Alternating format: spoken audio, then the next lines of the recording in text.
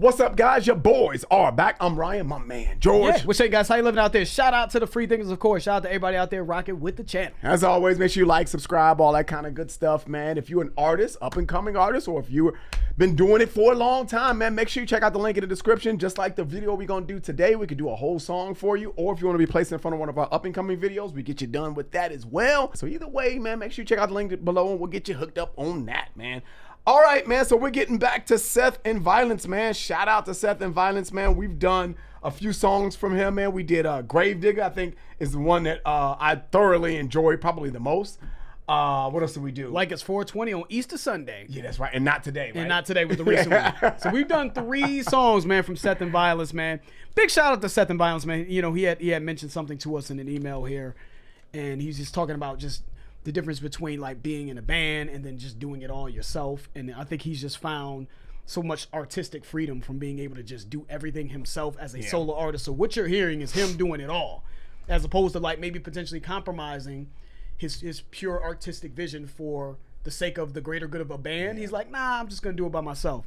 And what he had mentioned here was he had a band, you know, when he was 18, and, you know, it became difficult to schedule. And then as he aged, you know, as they all aged, it became even more difficult, right? As you age, you got kids and other responsibilities that come. So it was just difficult for them to find time. So now he's just like, man, I don't even have to leave my house to get these songs done. I can just do it all at home on my own time. And he said he's able to put out a lot of like material in a short period of time, something that would be very difficult to do with the band.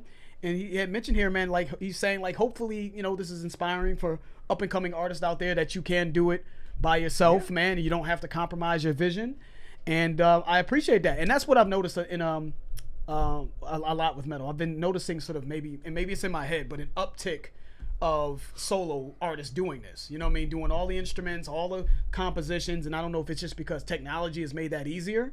I don't know, but I have noticed that though. We've been getting a lot more people reaching out to us who are solo artists doing it themselves. So shout out to Seth, man. I think that's dope. And yo, listen, man, check out Seth's information. If you like what you hear today, his information will be in the description. Make sure you check it out and support him. He's a solo artist doing it on off the muscle on his own. Appreciate that. So let's see what Seth has to offer. 420 on Easter Sunday was more of a slow down joint. You smoked, you get your smoke to, you get high to. Yeah. I think Not Today had a little bit of a reggae influence in it, if I'm not mistaken. Gravedigger to me felt more mellowed out. Yeah. So I'm not sure what to get. We're gonna get this time around, but this one's called Grim Reaper. Let's rock. Seth and Violence, Grim Reaper. I got this feeling.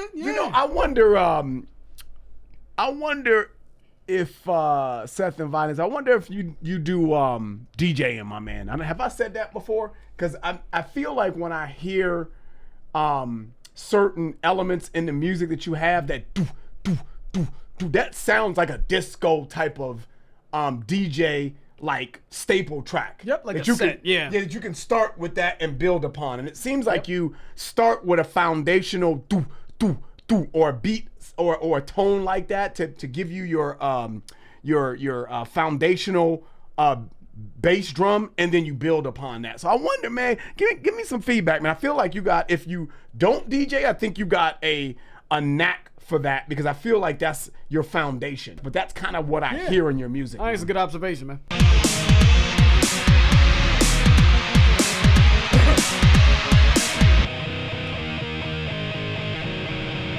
got this feeling. You know what I'm saying?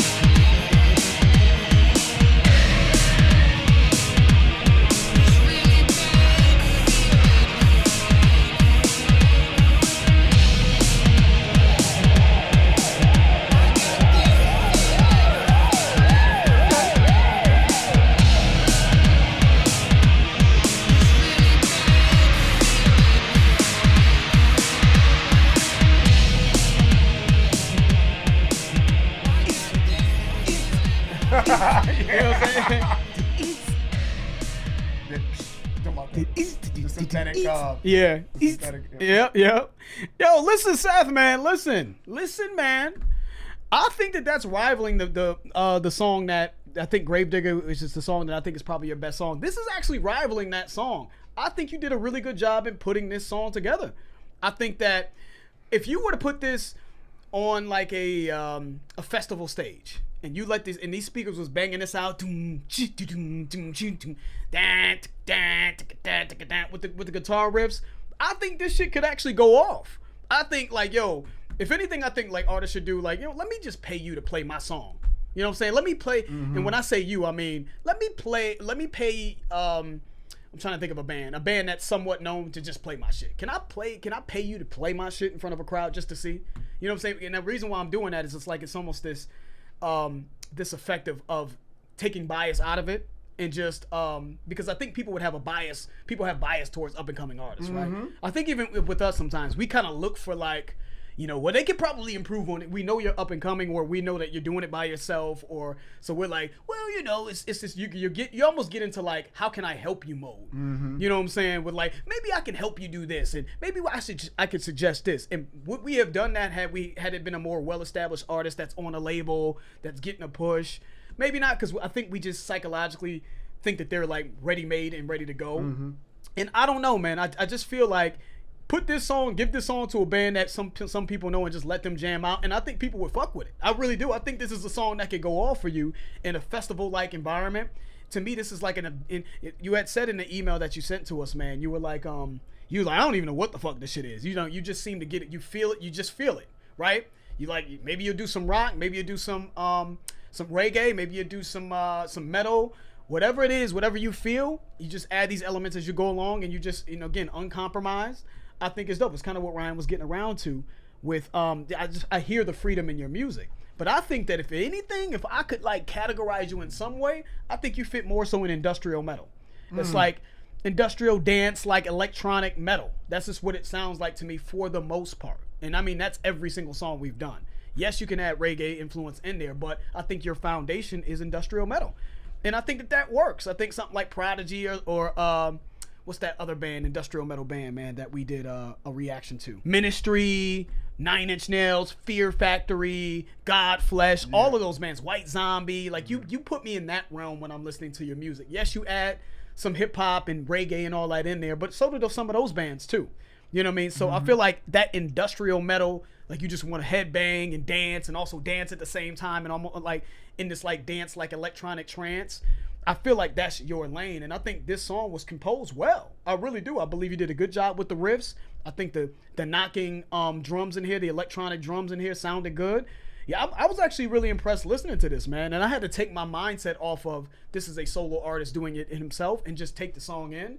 And I think if I'm trying to be objective, I think this was pulled off well, man. I think you did your thing, my man. Yeah. I don't really have too much critiques of this. I think this would knock in the right environment. Like, I think it would get people pumped up and ready to go. So keep doing your thing, brother. I just think the only thing you need to focus on, and I don't know what your goal is here. It just seems like you just do this for the love of it at this point.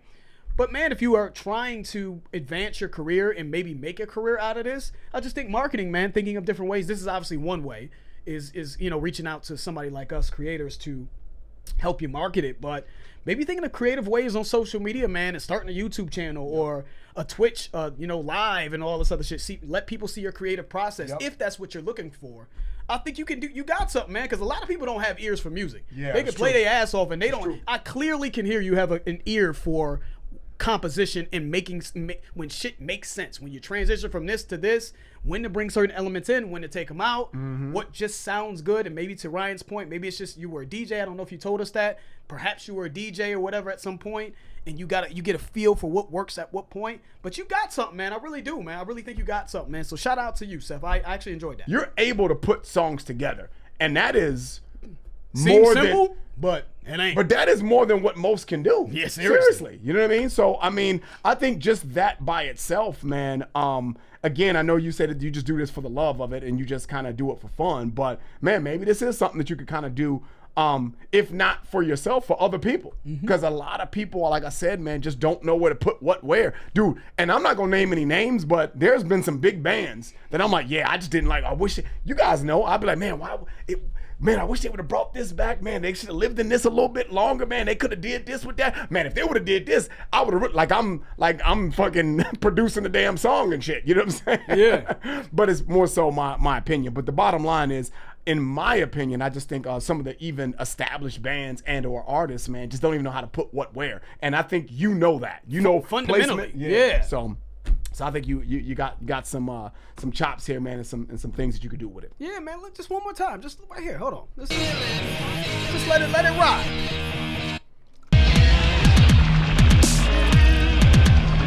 Man, lead up, right?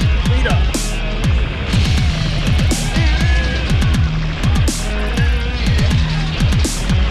Now drop it in, right? Not yet.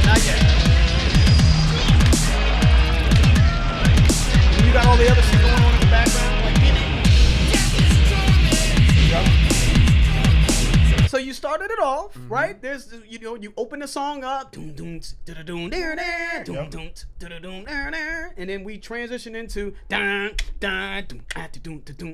with the drums. That shit, that basic fundamental principle of leading, you start with this and leading into what the actual groove is going to be for the most part. The foundational groove is what I like to call it.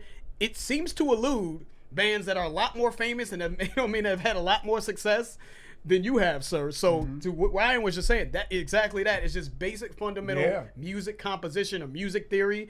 You seem to have a grasp of, man. So keep it going, man. I don't know what your goal is, but I'd like to see more from you.